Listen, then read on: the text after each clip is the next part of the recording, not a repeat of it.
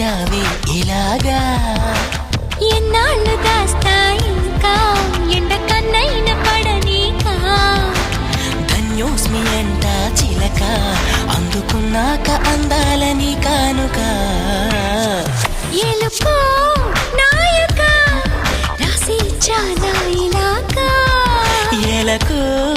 బాలిక దూసుకొచ్చావే ఇలాగా